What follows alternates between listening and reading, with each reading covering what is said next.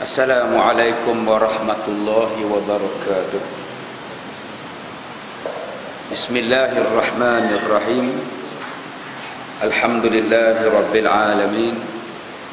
Wassalatu wassalamu ala rasulillah wa ala alihi wa sahbihi ajma'in. Qala Allah ta'ala fi kitabihil karim, a'udzu billahi minasy syaithanir rajim. Yamhullahu ma yasha'u wa yuthbit. Sadaqallahul azim. Terima kasih Ustaz Zuhair wa Nazir, tuan-tuan ahli-ahli jawatan kuasa, ustaz-ustaz muslimin dan muslimat, mudah-mudahan dirahmati Allah. Alhamdulillah, pada petang ini kita akan membaca penutup kepada kitab Muhimmah fil Ilmil Hadis. Hari ini adalah hari terakhir kita membaca kitab Muhimmah, dan insya-Allah kalau kontrak kita disambung, kita tukar kitab lain pula lah. Hari ini last, habis dah. Yang di bahagian belakang itu bukan lagi Muhimmah, itu adalah kitab-kitab yang lain, kitab tentang pengajaran. Tuan-tuan yang dirahmati Allah, kita masuk kepada bab meminta izin kepada suami daripada isterinya. Last sekali penutup dia. Dan telah mengeluarkan oleh dua orang syekh daripada Maimunah bahawa sesungguhnya ia, Maimunah itu, memerdekakan ia akan seorang perempuan namanya Walidah, padahalnya ia tiada meminta izin akan Nabi SAW. Maka tak kala adalah hari giliran yang beredar Nabi terhadap Maimunah, maka berkata Nabi SAW, kata Maimunah kepada Nabi SAW, adakah engkau tahu ya Rasulullah bahawa sesungguhnya aku telah memerdekakan Walidah. Maimunah ni adalah isteri Nabi SAW, dan dia ada seorang hamba yang bernama Walidah. Bila dengar saja pahala memerdekakan hamba ni, pahala dia besar, maka Maimunah ni pun, isteri Nabi ni pun, dia memerdekakanlah hamba ni. Bila Nabi datang giliran di rumah Maimunah, Maimunah ni pun cerita kepada Nabi, ya Rasulullah, tahukah kamu ya Rasulullah, aku telah memerdekakan hamba yang bernama Walidah. Bila Nabi diberitahu yang sedemikian, maka Nabi SAW berkata, kata Nabi, ketahuilah olehmu bahawa sesungguhnya kamu, jikalau kamu berikan kepada segala mak muda kamu, adalah lebih besar pahalanya bagi kamu. Nabi kata, wahai Maimunah, kalau kamu tahu, kamu bagikan, kamu berikan hamba tadi kepada mak muda kamu, itu lebih besar pahalanya kepada engkau. Apa makna mak muda? Mak muda maknanya madu. Kata Nabi, kalaulah kamu bagi kepada madu kamu, lagi besar pahala daripada memerdekakan hamba tadi. Tak payah merdeka pun tak apa, kamu ambil dia, pergi bagi dekat mak muda kamu. Mak muda ni bahasa orang lama, bahasa kita ni ialah madu. Bahasa tuan-tuan ni madu lebah. Bukan madu lebah pula, madu lah. Tuan-tuan yang dirahmati Allah, di sini kita lihat tentang pemberian, tentang menyambung silaturahim. Di antara benda yang paling susah nak dibuat ialah menyambung silaturahim di dalam bermadu. Banyak orang boleh terima suami dia kahwin lagi seorang, tetapi dia tak boleh terima madu. Dah 30 tahun kahwin tapi tak mau jumpa dengan madu dia. 40 tahun dah bermadu tapi tak nak pergi rumah madu, tak nak jumpa madu, sebut nama madu pun tak mau. Tapi dia izinkan suami dia kahwin, tapi dia tak mau jumpa madu dia. Ada yang jenis macam itu. Muka surat 132, Jidon 132. Nah, lagi sampai habis kuliah tak jumpa lagi. Ada orang dia kahwin dengan suami orang, jadi isteri nombor 2. Dia pula tak mau jumpa isteri nombor 1. Saya tak suka jumpa dengan suami abang, isteri abang nombor 1. Saya tak suka jumpa. Padahal dia yang menikah dengan suami orang, dia pula jual mahal. Ada yang suami dia kahwin lagi seorang, dapat isteri baru. Bila dapat isteri baru, suami isteri yang tua pula benci pada isteri muda. Sampai sekarang tak boleh jumpa. Sebab itu ada orang kata, ustaz, kalau isteri pertama, isteri kedua tak boleh baik, cara untuk baik dengan mereka senang je, ustaz, nikah lagi seorang. Lama-lama baiklah. Pak saya mereka dah ada geng, mereka benci pula geng yang nombor 1, nombor 3 pula. Setengah orang macam itu lah. Yang ni saya bukan ajak, ni sekata orang. Sekali yang mana kahwin 2 sini pakai nak cari nombor 3 pula. Yang saya nak sebutkan di sini ialah tentang silaturahmi, tentang kasih sayang, tentang perhubungan rahim. Nak tak nak, suami kita dah kahwin lain. Suka ke tak suka ke, suami dah kahwin lain. Mana boleh minta supaya suami tadi menceraikan isteri. Mana boleh paksa suami ceraikan isteri nombor 2 atau isteri nombor 1. Tak boleh kita runtuhkan rumah tangga. Dah dia menikah, nak buat macam mana? Masalah dia, ustaz, suami saya tak mampu. Macam mana dia boleh menikah lagi seorang? Manalah saya tahu. Dah dia menikah, mana dia habaq dekat saya dia nak menikah? Kalaulah dia minta izin, dia habaq pada saya dia nak menikah lagi seorang, bolehlah saya cakap, abang mampu ke tak mampu? Bolehlah saya tegur, boleh saya nasihat. Masalah dia dah kahwin, saya boleh buat apa? Yalah, saya nak tanya ustaz, ke suami saya tak mampu, macam mana dia nak tanggung 2 isteri?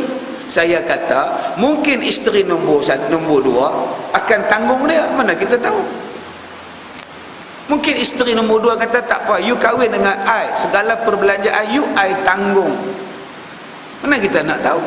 Ustaz pun baru sokong suami saya juga. Mentang-mentang dah sama-sama laki-laki, bukan saya sokong, saya cerita. Saya mungkin buat andaian, mungkin isteri nombor 2 nak tanggung dia, kita tak tahu. Harus isteri menanggung suami, wajib suami menanggung isteri. Tetapi kalau suami tak tertanggung, harus isteri menanggung suami. Tak jadi hal. Ada orang yang saya jumpa, dia pakat dengan suami dia untuk menikah lagi seorang. Dia kata, abang, kahwinlah abang. Rupanya tuan-tuan, dia kahwin dengan isteri nombor 2 bukan sebab nak kahwin, sebab nak suruh isteri nombor 2 tanggung kehidupan mereka, suami isteri. Yang ni saya jumpa 3 bulan lepas. Dia cari perempuan, dia pergi Minang, dia pergi tempat kerja perempuan tu, dia kata, kak berkenan sungguhlah dengan adik ni. Kalau adik nak kahwin dengan suami kak pun kak izin lah. Tiap-tiap hari telefon jumpa, yang laki ni pun mengorak, yang isteri ni pun mengorak. Lama-lama cair perempuan tadi jadi isteri nombor 2. Bila jadi isteri nombor 2, suami isteri tadi pakat kikih sampai habis duit yang nombor 2 ni. Jadi akak-akak yang mana di offer macam itu, berhati-hatilah. Bukan saya kata ni pula, cuma saya minta berhati-hati. Sebab kad kredit besok habis, duit dalam simpanan habis, nak buat modal menega, dia ketuk pada kita. Bila dah duit tak ada, dia ceraikan kita. Yang ni saya jumpa 3 bulan lepas. Isteri yang kedua tu datang mengadu merayu semua, cerita. Saya kata tak boleh buat apa dah, kak dekat dah kahwin lah, kak dah bercerai dah, kira selamat. Dia kata cerai pun kira dah habis langsung lah ustaz. Duit habis langsung, depa laki bini kikih sampai habis. Yang kita ingatkan Islamik sungguh lah. Kita ingatkan yang perempuan tadi ni, isteri nombor 1 ni, kira Islamik betul lah, sampai sanggup nak bermadu, carikan perempuan nak jadi madu dia. Rupa-rupanya ada udang di sebalik mi, ada benda lain yang mereka nak buat. Ini zaman sekarang ni tuan-tuan. Zaman sekarang ni dia bukan nampak nikah, zaman sekarang ni dia bukan nampak kahwin, zaman sekarang ni dia nampak wang. Ada wang dan ada hasil yang aku boleh dapat daripada dia, maka aku sanggup. Tua tak tua, janji wang. Madu tak madu, janji wang. Nombor 3 kan, nombor 4 tak kisah, janjinya wang. Suami nak madu pun tak apa, janjinya wang. Yang ni yang kita takut sekarang ni tuan-tuan. Wang mengatasi segala-galanya. Duit ringgit, harta benda mengatasi kasih sayang, mengatasi silaturrahim, mengatasi berbagai-bagai benda. Baik, dan telah mengeluarkan oleh At-Tabrani dan Hakim 3 perkara. Sesiapa yang berhimpun ketiga-tiganya itu padanya akan dihisapkan dengan hisap yang sedikit, dan akan dia dimasukkan ke dalam syurga dengan rahmatnya. Maka mereka bertanya kepada Rasulullah sallallahu alaihi wasallam, apakah 3 perkara yang menyebabkan kita disoal oleh Allah dengan soalan yang sedikit dan dimasukkan pula ke dalam syurga? Maka Nabi sallallahu alaihi wasallam menyebut, tu'ti man haramaka wa tasil man qata'aka wa ta'fu an man zalamaka fa idza fa'alta dzalika tadkhulul jannah. 3 benda ini Nabi sebut, siapa-siapa yang buatnya akan masuk ke dalam syurga dan melalui titian sirat dengan senang, duduk di padang mahsyar dengan lapang. Soal bicara sangat ringkas dan sangat ringan. Sebab nak buatnya sangat susah. Pak siapa senang masuk syurga? Sebab nak buat dalam dunia ni sangat susah. Benda yang susah dalam dunia mengakibatkan senang masuk syurga. Benda yang senang dalam dunia akan mengakibatkan senang masuk neraka. Semayang ni susah, masuk syurga. Tinggal semayang senang, masuk neraka. Puasa ni payah, masuk syurga. Tak puasa senang, masuk neraka. Tutup aurat bagi orang perempuan ni susah, masuk syurga. Buka aurat pakai seluar pendek je berjalan, senang sangat, masuk neraka. Gitulah kaedahnya. Sebab itu orang tua-tua kata, bersusah-susah dulu, bersenang-senang kemudian. Betul lah tu. Banyak orang sekarang bersenang-senang dulu, bersusah-susah kemudian. Senang dia kata, ustaz saya tak sembahyang ustaz. Senang pun. Senang ustaz saya tak tutup aurat ustaz. Senang ustaz. Senang ustaz saya tak pergi haji ustaz. Senang ustaz. Memanglah senang, tapi ingat, orang yang mampu tak pergi haji, matinya dalam keadaan Yahudi atau Nasrani. Tadi saya sebut di Masjid Melawati, dan semalam pun saya sebut di masjid tuan-tuan. Ada orang datang jumpa saya, duk tanya apa hukum qiyam macam ini ni.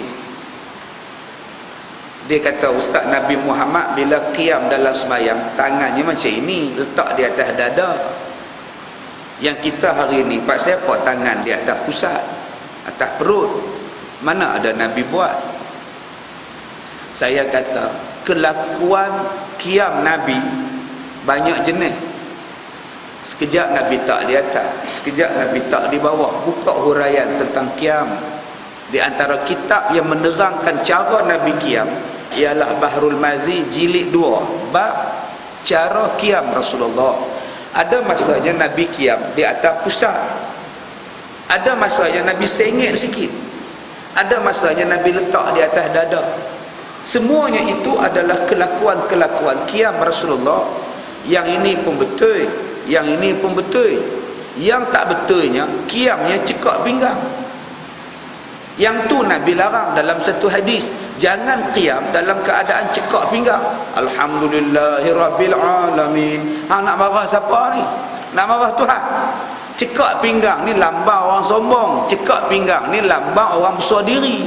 Mana boleh semayang cekak pinggang? Yang lain Tuhan nak cekak apa, hang cekak lah.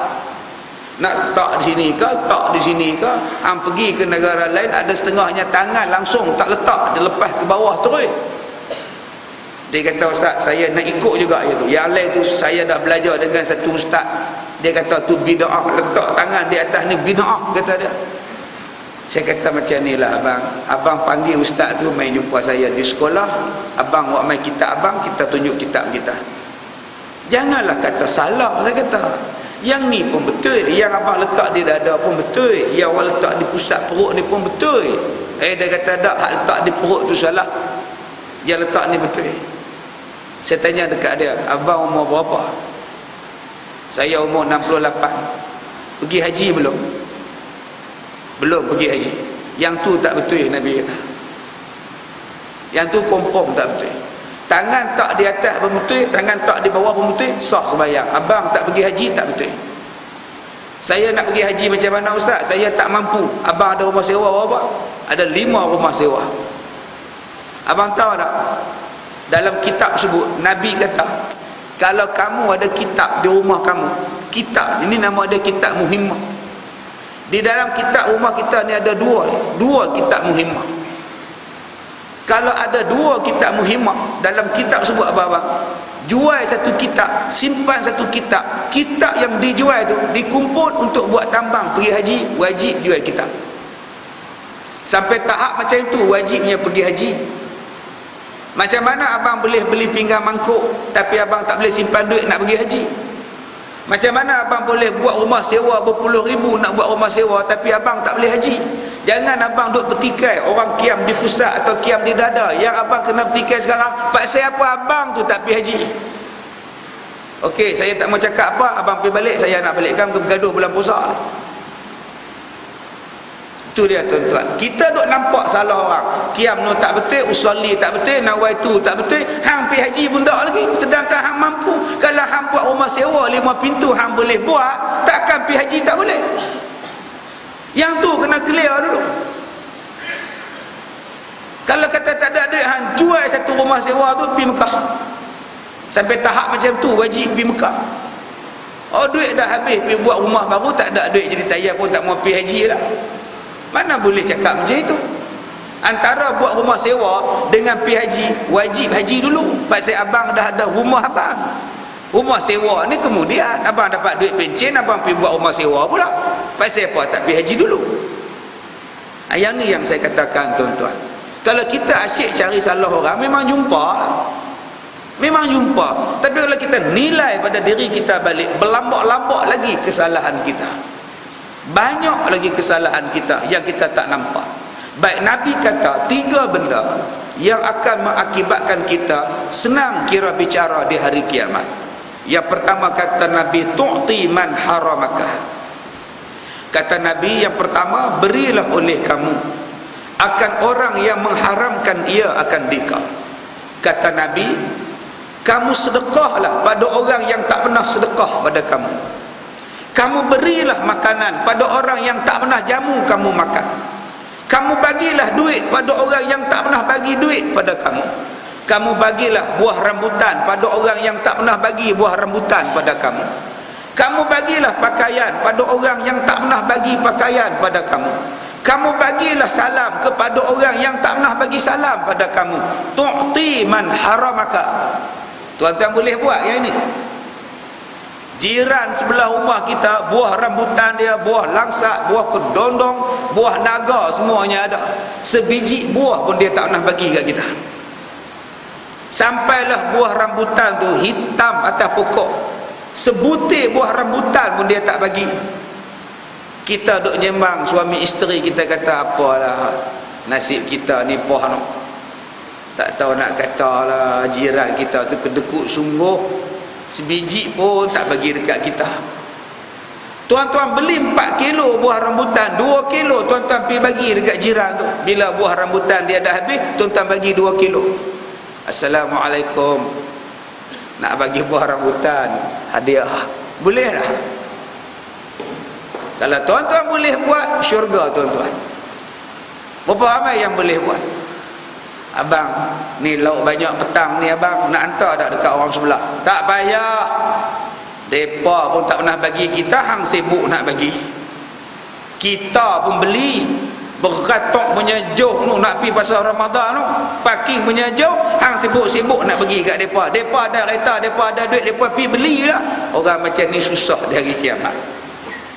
Masya Allah tuan-tuan. Yang ni yang saya katakan tadi. Sebab apa senang masuk syurga? Sebab apa senang kira bicara di hari kiamat? Jawapannya sebab susah nak buat. Tuan-tuan ingat senang kan nak bagi salam pada orang yang tak mau bagi salam pada tuan-tuan? Salam ni tak letih, salam ni tak keluar modal, senyum tak keluar modal, senyum tak letih. Tuan-tuan ingat senang kan nak senyum pada orang yang tak mau senyum pada kita? Orang yang lembut hati, orang yang tawaduk saja yang senyum pada orang. Orang yang tawaduk aja yang bagi salam dengan orang, walaupun orang tu tak baik dengan dia, tetap dia bagi salam. Pasal apa? Pasal dia nak dapat syurga. Yang ada sekarang ni tobat lahum, tak nak bagi salam. Pasal apa? Bendera dia warna lain. Tak ada pasal Ustaz. Tadi satu wartawan telefon saya, balik daripada kuliah subuh dalam pukul 10 kot. Wartawan paper ni, surat khabar ni, saya ni nak tanya pendapat Ustaz tentang satu khatib di Pulau Pinang tak baca doa ni. Lagu mana ni? Dia baca doa untuk apa nama LGE ni. Saya kata saya no comment. Saya tak boleh komen sebab saya tak tahu dia baca doa apa. Ustaz tak baca paper ke? Tak. Saya kata lepas sembahyang subuh ni saya balik, saya tidur, saya ngantuk. Baru saya baca paper pukul 11, pukul 1 tadi baru saya baca. Saya kata saya no comment sebab saya tak dengar apa yang dia baca doa. Apa yang dia sebut dalam khutbah saya tak dengar sebab saya tak sembahyang di masjid tu. Dia baca doa tu dalam bahasa Melayu ke dalam bahasa orang Arab ke, saya tak tahu. Saya tak boleh komen. Jadi saya minta maaf lah. Kalau boleh tanya terus pada ustaz tu, lagi senang. Ustaz kenal ke ustaz tu? Saya tanya nama dia apa? Oh, saya kata saya kenal, kawan saya pun cukup rapat, close. Ambil nombor telefon ni, pergi tanya dia betul-betul. Baru adil. Fas'alu ahla zikr. Bukan pergi tanya orang lain. Bila pergi tanya orang lain, saya jadi fitnah. Tanya pada yang baca, pergi tanya pada hak tidur. Pergi tanya pada yang ramai-ramai, pakcik dengar tak dia sebut? Tak tahulah, tapi hujung-hujung dia pakcik dengar lah eng-eng tu apa benda, tahu? Memang dengar lah pakcik tidur. Yang ni tu duduk dengar. Tanya pada dia. Tapi macam dia tak baca doa untuk agung tu ustaz, yang tu tak kena lah saya kata. Yang tu tak kena. Kalau betul dia tak baca, yang tu tak kena lah. Kita ni duduk, apa salahnya doa pada sultan? Apa salahnya doa pada agung? Tak salah. Tak salah. Dia tanya saya balik, tapi kalau kita tak doa pun tak apa ustaz kan? Tak apa saya kata. Bukan wajib, bukan rukun. Tetapi kalau doa, apa salahnya? Tak salah doa. Malah doa kepada dia pun bagus. Doa pada agung bagus, doa pada sultan pun bagus. Mudah-mudahan sultan tadi bila kita doa kepada dia, dia dapat hidayah daripada Allah, dia akan memerintah dengan keadilan. Dia akan memberikan kebaikan kepada hamba rakyat dia sebab dia sultan. Kalau doa pada ketua kampung, setakat kampung aja. Doa kepada pengurusi masjid, tak tu. Tapi kalau doa pada tuanku, kalau dia dapat hidayah daripada Allah, Allah tambahkan taufik kepada dia, nikmat seluruh hamba rakyat. Sebab itulah tak salah doa. Jadi ustaz tak nak komen yang apa yang dia doa tadi. Saya tak nak komen sebab saya tak tahu. Bukan sebab ustaz kawan dia. Tak, bukan sebab saya kawan dia, sebab saya tak tahu. Kalau saya tahu walaupun dia kawan saya tetap akan komen. Masalah dia bukan saya dengar dia cakap, saya tak tahu apa benda yang dia cakap, jadi saya tak ada komen. Jadi ustaz macam dia doa pada tu, saya tak mau komen, saya tak tahu apa yang dia cakap. Okey nak, saya nak sambung tidur. Assalamualaikum. Tuan-tuan, kita jangan komen satu benda yang kita tak tahu, melainkan kita kena tanya kepada orang yang diperkomenkan itu, orang yang ditanya itu. Sebab kita takut bila kita bercakap sesuatu yang kita tak dengar, sesuatu yang kita tak tahu, kita akan jatuh kepada memfitnah. Kita menambahkan lagi sesuatu benda yang tidak ada. Lebih baik kita ambil berdiam diri, dan satu jalannya jumpa dia elok-elok, tanya dia elok-elok, insya-Allah. Baru kita faham. Sekarang ni yang menjadi masalah sekarang ni ialah kita tak mau tanya orang tu. Kita tak mau tanya direct orang tu. Kita nak suka buat rumus, kita agak-agak syak wasangka. Yang ni yang Allah Ta'ala sebut dalam surah Al-Hujurat ayat 13, ayat 14. Ya ayyuhalladzina amanu jtanibu katsiran minaz-zann.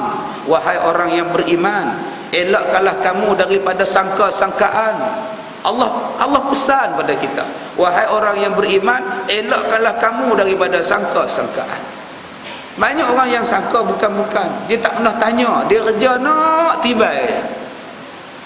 Dalam banyak-banyak ustaz ni tuan-tuan, yang orang duk tanya macam-macam paksa saya tentang ustaz, kepada ustaz-ustaz ni, hanya satu ustaz saja yang telefon saya nak tanya saya betul-betul, iaitu Datuk Ismail Kamus. Dia aja tanya, ni Syekh, anda nak tanya entah ni UMNO ke PAS? Ismail Kamus aja telefon tuan-tuan. Yang lain dia tak tanya. Masya Allah, tuan-tuan. Susahnya jadi ustaz sekarang. Nak kena ada lesen dulu. Lesen apa? Susah tuan-tuan. Satu pihak nak tauliah, satu pihak pula tanya pula UMNO PAS. Susah. Banyaknya syarat nak jadi ceramah. Tu saya cadang tuan-tuan, musim raya ni baik saya berniaga lemang. Senang tuan-tuan, tak ada siapa tanya orang berniaga lemang, hang ada tauliah lemang ada? Tak ada tuan-tuan. Untung kena 30,000 batang, untung 30,000 ringgit. Susahnya hidup. Saya kata dah, saya ni mengajak tuan-tuan, saya nak tuan-tuan selesa mengaji dengan saya. Saya nak tuan-tuan bila main ikut kuliah saya, main dengar CD saya, tak kira lapas ke, tak kira UMNO adil ke, tuan-tuan dapat ilmu. Yang pentingnya ialah ilmu. Sebab kita tiga-tiga ni kita nak ilmu. Apa makna perjuangan kita bertiga kalau kita tak ada ilmu? Sebab tu saya tak mau sentuh politik. Saya takkan sentuh politik. Saya hanya sentuh bab ilmu je. Sebab semua orang nak kepada ilmu. Sebab itu dalam hadis ni Nabi kata, bagilah pada orang yang tak pernah bagi. Walaupun dia bendera lain, kita bendera lain, bagilah. Sebab dengan sebab kita bagi, sama ada bagi salam, bertukar juadah, memberi sedekah, memberi hadiah, itu pada orang yang tak pernah bagi pada kita, mengakibatkan kita senang masuk syurga. Tuan-tuan tak mau. Hari ni nak bagi pun pilih kala. Pilih kala. Pak siapa bagi dekat dia? Dia tak pangkah kita. Pak siapa bagi sumbangan dekat dia? Dia bukan ahli kita. Pak siapa buat jalan sampai depan rumah dia? Dia tak pangkah kita. Kalau boleh buat jalan tar sampai sini aja, jalan belah sana tu biar tanah merah, belah sana tu peti undi kita kalah. Subhanallah. Adakah kira peti undi? Adakah kira pangkah? Adakah kira ahli untuk memberi? Nabi sebut, kalau kamu bagi pada orang yang tak pernah bagi pada kamu, syurga kamu. Yang ni, tuan-tuan dengar, baca satu kisah tentang sahabat Nabi yang paling benci pada Nabi SAW. Sebelum dia masuk Islam, orang yang paling dia benci adalah Nabi Muhammad. Dia masuk Islam selepas Nabi menakluki kota Mekah. Nabi buka kota Mekah, dia lari ke tepi pantai dia, negara Arab. Dia lari kat jedah hujung dekat tepi laut. Sebab nak naik kapal, nak lari ke tempat lain. Dia takut Nabi Muhammad nak bunuh dia. Datang satu sahabat Nabi, ya Rasulullah, sahabat kami ni, dia dah lari ke tepi laut, dia tak mau balik ke Mekah, dia tak mau duduk di Mekah sebab dia takut ya Rasulullah bunuh dia. Sebab apa yang dia takut Nabi bunuh dia? Sebab pahaman dia Nabi ni jahat, pahaman dia Islam ni teroris, pahaman dia Nabi Muhammad ni nak balas dendam. Pasal dia lah dengan Khalid ibn Walid bunuh sahabat-sahabat Nabi dalam peperangan Badar, dalam peperangan Uhud. Dia takut Nabi ni nak bunuh dia sebab dia nampak, dia dengar cerita Nabi Muhammad ni jenis jahat. Tiap-tiap hari orang duk kata Nabi jahat. Bila Nabi buka kota Mekah, dia pun cabut. Kata Rasulullah, kenapa dia lari? Siapa nak bunuh dia? Tak ada siapa nak bunuh. Boleh tak Rasulullah bagi dekat saya satu tanda daripada Rasulullah yang menunjukkan bahawa Rasulullah takkan bunuh dia, supaya saya boleh panggil dia balik ke Mekah? Nabi tengah pakai serban, dia buka serban. Nabi kata, kamu ambil serban aku ni, bawa kepada dia, bagi tahu dekat dia. Nabi Muhammad kata, dia takkan diapa-apakan. Aku jaminan aku ni, nama dia serban. Sahabat tadi pun ambil kuda, pakai serban, bawa sampai ke tepi pantai, tepi laut. Sahabat ni dah nak naik dalam kapal lah, nak berlayar lah daripada negara Arab, nak pergi ke Yaman, nak pergi tempat lain. Tuan-tuan, sahabat Nabi ni kata, wahai sahabatku, janganlah kamu tinggalkan Mekah, janganlah kamu lari daripada negeri ini. Nabi Muhammad takkan apa-apakan kamu. Islam itu maknanya sejahtera kepada kamu. Dia tak percaya lah dia tunjuk ini serban Nabi. Nabi Muhammad jamin dengan serban ini, dia takkan apa-apakan kamu. Bila laki-laki ni nampak serban Nabi, dia pun ambil, dia tengok, dia kata, baik, aku percaya dengan kamu. Dia balik ke Mekah, dia tengok Nabi, kata dia, manusia yang paling aku benci ialah Nabi Muhammad sallallahu alaihi wasallam. Tapi Nabi layan dia dengan baik, Akhirnya laki-laki ni masuk Islam. Dalam peperangan, tuan-tuan, dalam peperangan Hunain, laki-laki ini masuk dengan Abu Sufyan, masuk berperang dengan Muawiyah bin Abi Sufyan. Mereka adalah 3 orang yang paling kuat menentang Nabi, masuk Islam dan berperang bersama dengan Nabi menentang orang musyrikin. Dalam hatinya dia masih tak seronok dengan Nabi itu, pasal dia baru Islam. Dia masuk tu pun pasal sahabat-sahabat lain ajak masuk. Dia pergi perang sekali, perang tu pun main jauh-jauh je perang. Habis perang, Islam menang. Nabi panggil dia tadi. Nabi panggil, mari kamu, aku berikan pada kamu seekor unta. Dia tak pernah bagi pada Nabi, dia tak pernah buat baik dengan Nabi. Tiba-tiba Nabi bagi dekat dia seekor unta. Lepas tu 2 ekor, lepas tu 3 ekor, lepas tu 4 ekor. Tuan-tuan tahu berapa yang jumlah Nabi bagi dekat dia? Nabi bagi dekat dia 100 ekor unta. Kata sahabat Nabi tadi, daripada orang yang paling aku benci, sekarang Nabi Muhammad adalah orang yang paling aku sayang atas muka bumi ini. Dan aku sayang kepada Nabi sampai aku mati. Tidak ada orang yang lebih aku sayang di muka bumi ini melainkan Nabi Muhammad sallallahu alaihi wasallam. Jatuh cinta dia kepada Nabi dengan pemberian yang Nabi bagi. Sebab tu Nabi suruh kita bagi pada orang yang jahat dengan kita, orang yang tak baik dengan kita, orang yang tak suka dengan kita, lembutkan hati dia dengan memberi kepada dia. Tuan-tuan, memberi ini melembutkan hati. Cuba tuan-tuan bagi pada isteri tuan-tuan. Ni dekat nak raya ni, cuba bagi dekat dia baju raya. Beli jubah hak 3 lapis, tudung hak panjang ke belakang, cincin satu. Dia tengah marah, abang ni malam-malam apa balik pukul 12, orang duk tunggu lama. Ustaz tu buat tazkirah panjang pula, pukul 11.30 pun tak habis lagi. Ustaz mana? Kata isteri dia. Ustaz Kazim ke Kasim, tak tahu lah, panjang je lah. Abang dah tahu dia panjang, abang balik lah, je duk tunggu pasal apa? Abang nak balik macam mana? Abang duk depan sekali, nak bangun susah. Abang tu memang tak sayang kat kita, yang kita duk cokong lah, tunggu nak makan dengan dia. Bleteh tak berhenti. Pak, tadi petang abang pergi kedai cincin, abang beli cincin mah dekat kamu. Agak-agak dia marah lagi lah. Kenapa tak ajak sekali? Saja surprise. Tak jadi marah tuan-tuan. Sebab tu kena bagi. Tuan-tuan jangan kata bagi cincin. Isteri tuan-tuan belanja roti canai pun dia seronok lah.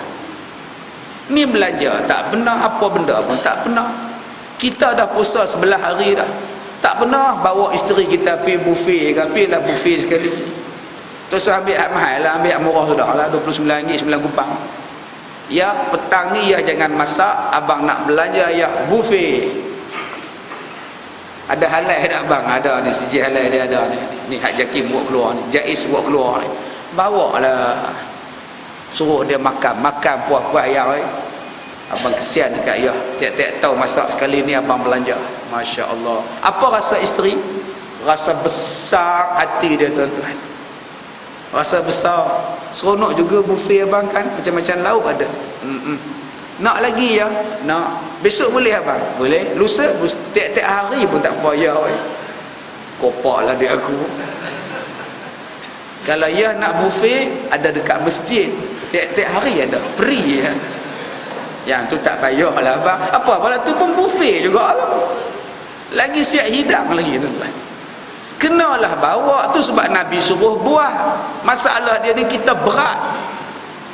Cuba tuan-tuan tengok dalam suratul Baqarah, wa mimma razaqnahum yunfiqun. Orang yang bertakwa itu ialah orang yang menafkahkan hartanya pada jalan Allah, membelanjakan hartanya, sebahagian hartanya pada jalan Allah. Kenapa kita tak mau buat? Malah Nabi kata bersedekah ini menghapuskan kemurkaan Tuhan. Tuan-tuan, bila bersedekah, Allah hapuskan kemurkaan Allah pada kita. Berapa banyak kemurkaan Allah pada kita? Daripada kita akil baligh sampailah kita terlebih baligh sekarang. Banyak tak dosa kita? Banyak. Masya Allah. Tuhan sajalah tahu betapa banyaknya dosa kita. Dosa dulu-dulu main bola pakai seluar pendek 7 sebelah. Start pada pukul 8, habis pukul 6. Semayang zuhur lepas, semayang asar tak buat. Tu dulu tu tahun 70-an. Main bola sepak 7 sebelah, 9 sebelah. Sekarang dosa. Walaupun kita dah pakai jubah, tapi kita ada lagi. Akak-akak ni masa bersanding hari tu, Masya Allah, pakai spek hitam. Bukan kata pengantin dia pakai spek hitam, tukang kipas tu pun pakai spek hitam. Gambar tu ada lagi, gambar hitam putih tu. Suami pun pakai spek hitam, songkok tegak je tengkolok, kerik panjang ke atas. Masya Allah, duduk bersanding sengih tengok orang bersilat. Lah mana ada orang bersilat depan pengantin. Dulu tu dia bersilat, pengantin pun takut.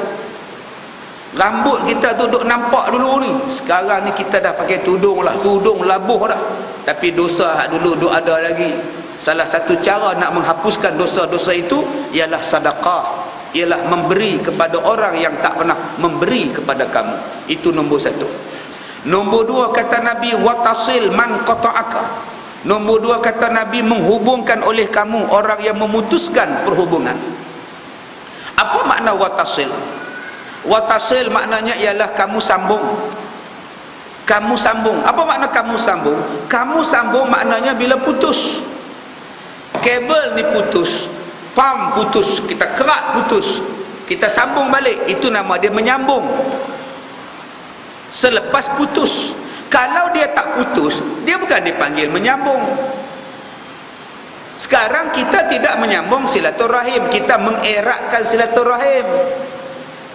Ke mana, Mat? Ke rumah Haji Din. Kenapa? Saja ziarah. Nak sambung silaturahim. Bila bergaduhnya? Tak ada gaduh.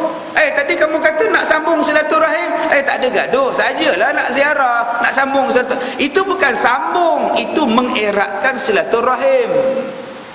Yang dikata menyambung itu apa? Nak ke mana, Din? Rumah Pak Mat. Kenapa? Nak sambung silaturahim. Kenapa pula? Semalam bertengkar, berebut kurma. Jadi tak seronoklah kurma 3 biji, yang duduk satu hidang 4 orang. Jadi saya tak dapat, saya minta sikit, dia tak bagi, tu yang saya bengang tu. Masya Allah, ni datang nak minta maaf lah, terlajak cakap. Itu baru nama dia menyambung silaturahim. Tuan-tuan, kita ni kadang-kadang buka puasa tak cukup kurma. Satu piring 4, yang datang 6. Tuan-tuan koyaklah kurma tu 2. Tak ada kurma, yuk, tak ada. Dah habis atas piring ni, dah habis. Tak apalah, kamu separuh, aku separuh. Allahumma laka sumtu wa bika amantu. Kan, silakan. Tak pun Allahumma laka sumtu wa bulungtu wa laqa'tu pun boleh juga. Ada orang pergi tukar doa. Tuan-tuan bagi dia separuh je. Besarnya tuan-tuan. Satu hari tak makan, tiba-tiba tuan-tuan boleh belah 2 bagi dekat dia. Sanggup korban. Besar je tuan-tuan. Dia pun makan ngak-ngak-ngak, kita pun makan ngak-ngak-ngak. Habis dia makan, dia buat keluar yang dia pula 4 biji yang dia punya. Dia tengok pula, kita menu je.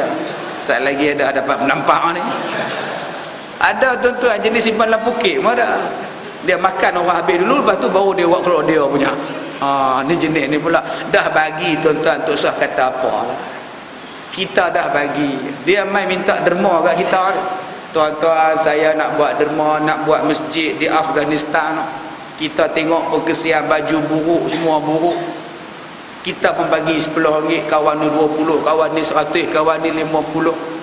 Baliklah, balik kita pun jalan-jalan rasa lapar pula, nasi biryani gam pula. Singgah, jumpa Pakistan 2 ekor tadi ni, 2 orang tadi ni.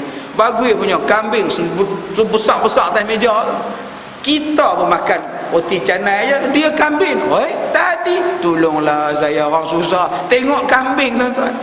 Jangan tuan-tuan minta balik, bawa balik RM10 aku. Tak kira. Aku pun roti canai, hang kambing seekor. Biar habislah tuan-tuan, nak kata apa. Dia tipu ke dia tak tipu, biar pergi kat dia lah. Nak buat macam mana tuan-tuan? Dan kita dah bagi dah. Baik, Nabi kata watasil man qata'aka, sambunglah silaturahim. Janganlah putus. Bulan Ramadan adalah bulan untuk sambung silaturahim. Saya sebut dah pada tuan-tuan, orang Melayu ni berpecah kerana dua. Satu, berpecah kerana politik. Kerana politik pecah dah. Yang kedua, berpecah kerana cara ibadat. Tu masalah kita. Pecah ni kerana dua. Satu kerana politik, dua kerana ibadat. Pasal usolli punya paksai pun gaduh dah. Usolli punya paksai pun gaduh. Saya sebut dah tadi. Dia mai jumpa saya, dia kata, Ustaz, Nabi Muhammad mana ada usolli dalam sembahyang? Bid'ah, sesat. Nabi tak usolli dalam sembahyang, Ustaz. Bid'ah. Saya jawab, betul, bid'ah. Saya sokong sangat usolli itu bid'ah dalam sembahyang. Tapi bid'ah apa Ustaz buat tadi? Saya sembahyang dekat Ustaz usolli. Saya tak usolli dalam sembahyang, saya usolli di luar sembahyang. Mana bila saya usolli dalam sembahyang? Saya usolli di luar sembahyang. Usolli fardal maghribi salasa raka'atin.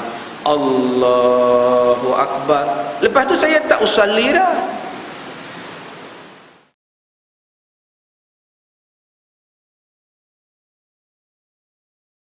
أعوذ بالله من الشيطان الرجيم.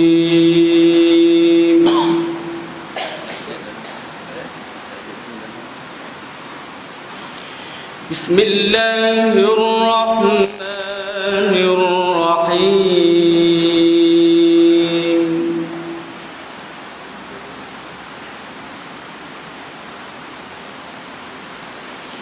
ولقد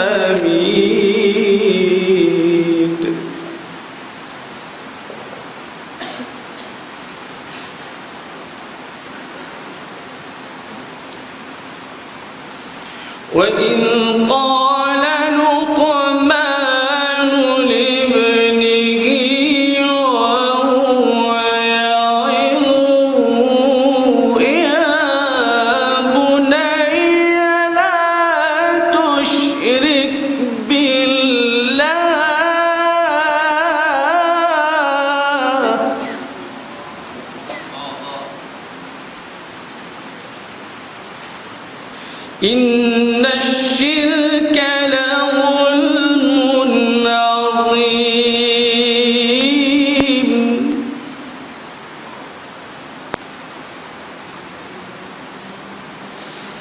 ولقد آتينا لقمان الحكمة أن اشكر لله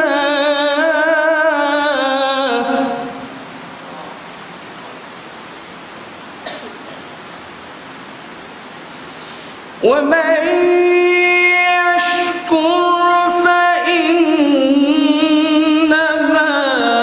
يشكر لنفسه ومن كفر فإن الله غني حميد.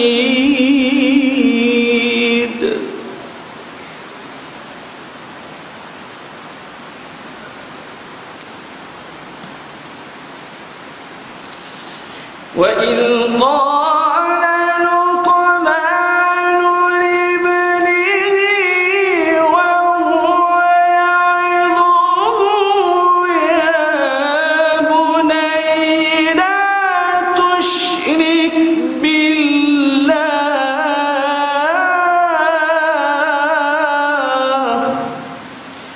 إن الشرك لظلم عظيم.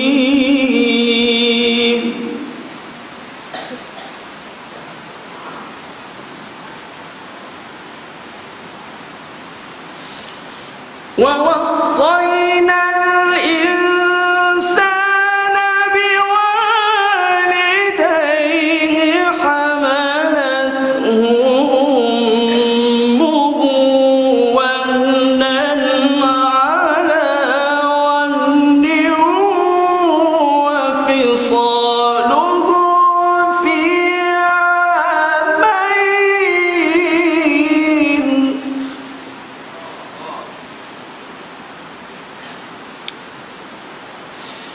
حملته أمه وهنا على وهن وفصاله في عامين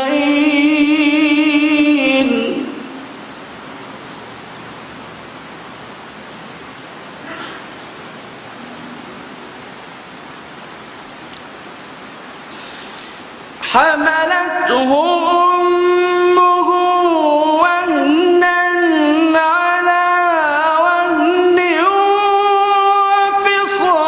وفصاله في عامين أن اشكر لي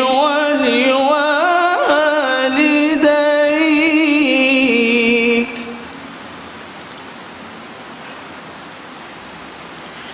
أن اشكر لي ولوالديك إلي المصير.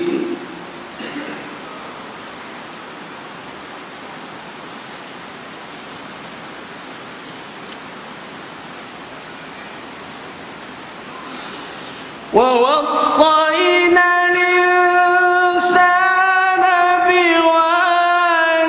بوالديه حملته أمه وهنا على وهن وفصاله في عامين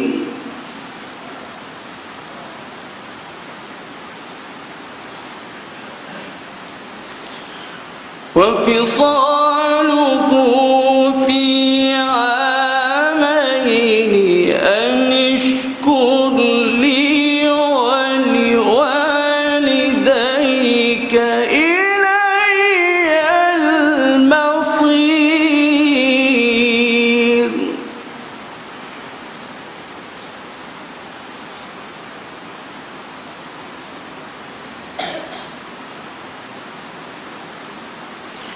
وإن جاهداك على أن تشرك بي ما ليس لك به علم فلا تطعهما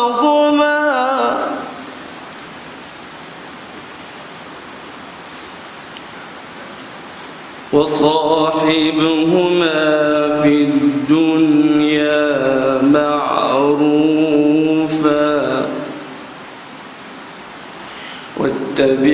سبيل من أناب إلي ثم إلي مرجعكم فأنبئكم بما كنتم تعملون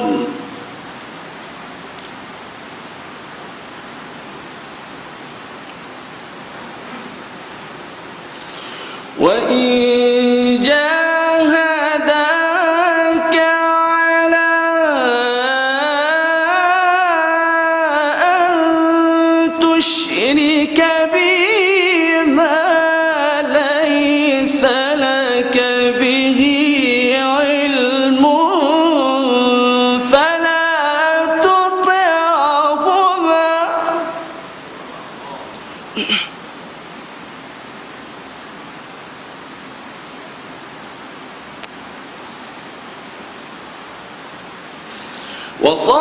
وصاحبهما في الدنيا معروفا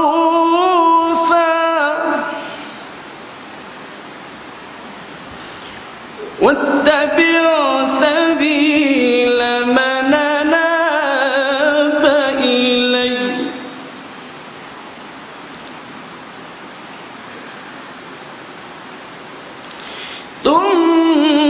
ثم إلي مرجعكم فأنبئكم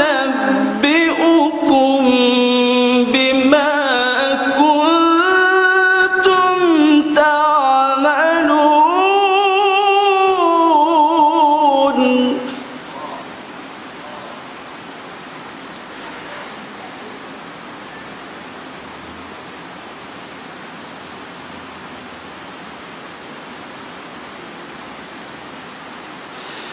يا بني إنها إن تك مثقال حبة من خردل فتكن في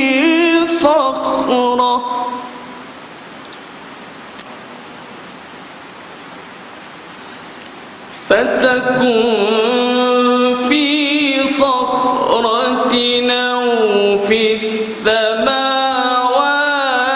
أو في الأرض يأت بها الله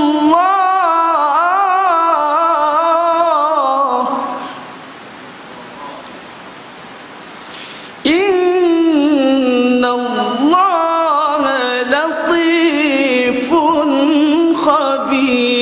خبير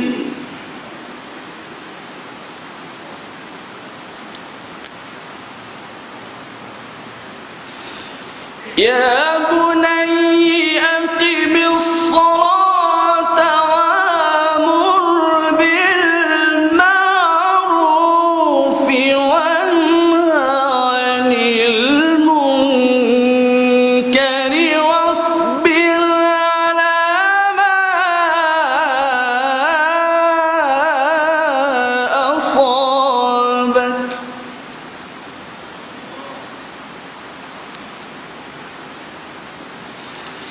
إن ذلك من عزم الأمور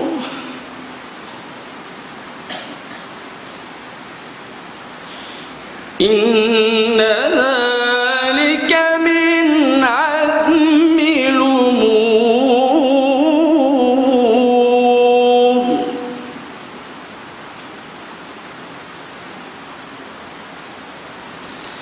يا بني أقم الصلاة وأمر بالمعروف وانه عن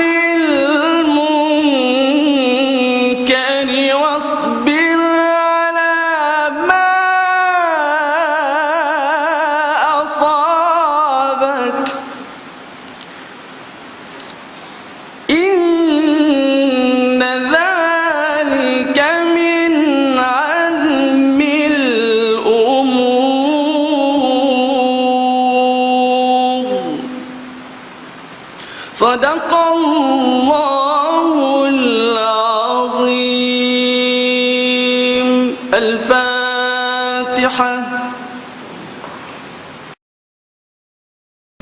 tak usalli dalam sembahyang ustaz, bid'ah. Saya jawab, betul, bid'ah. Saya sokong sangat usalli itu bid'ah dalam sembahyang. Tapi bid'ah apa ustaz buat tadi? Saya sembahyang dekat ustaz, ustaz usalli. Saya tak usalli dalam sembahyang, saya usalli di luar sembahyang. Mana bila saya usalli dalam sembahyang? Saya usalli di luar sembahyang. Usalli fardal maghribi salasa raka'atin. Allahu akbar. Lepas tu saya tak usalli dah. Sembahyang itu dikira daripada takbiratul ihram. Allahu akbar. Mana ada usalli? Sebelum takbir, tuan-tuan nak cakap apa pun tak apa. Bukan kata usalli, usalla pun tak apa, lantak tuan-tuan je lah. Sebelum tuan-tuan angkat takbir, nak cakap apa, cakap lah. Nak cakap apa pun cakap lah. Sebelum berdiri tegak, sebelum angkat takbir, cakap lah. Imam apa tu? Siapa tu imam kita? Duduk menyembang tu. Imam Hafiz. Dia tahfiz ke? Yalah, tahfiz lah. Nama dia apa? Mahfiz. Bin apa? Mahfuz. Oi, semuanya fiz belakang ni. Macam cerita anak bapak aja ni. Kan cerita P. Ramli tu, ini Hafiz, tahfiz, mahfuz, mahfiz gitu dia. Boleh menyembang, angkatlah kat takbir, Allahu akbar. Masa tu tak boleh menyembang dah. Apa nama imam kita? Hafiz. Yang tu baru bid'ah. Serupalah kita ni usalli sebelum sembahyang. Usalli fardal maghribi salasa raka'atin. Allahu akbar. Tidak jatuh bid'ah sebab belum sembahyang. Yang salahnya Allahu akbar, bismillahirrahmanirrahim, usalli fardal maghribi. Yang tu baru betul. Yang tu yang bid'ahnya. Nabi tak pernah buat. La ilaha illallah. Bergaduh pasal usalli, Masya Allah. Buat sembahyang lain tak sah kata dia. Subhanallah. Sudahlah kita berpecah dalam bidang politik, berpecah lagi dalam bidang ibadat. Bilalah orang Melayu ni nak baik tuan-tuan? Saya tak tahulah. Sampai bila kita ni nak sambung silaturahim? Hadis Nabi beratus-ratus suruh kita sambung. Tapi tetap tak mau sambung silaturahim. Tetap nak bergaduh, tetap tak mau berbaik-baik, tetap tak nak jumpa, tetap tak nak buat MOU, tak nak buat persekepakatan, permuafakatan. Sedangkan kita semua ni adalah sama belaka. Nabi suruh sambung.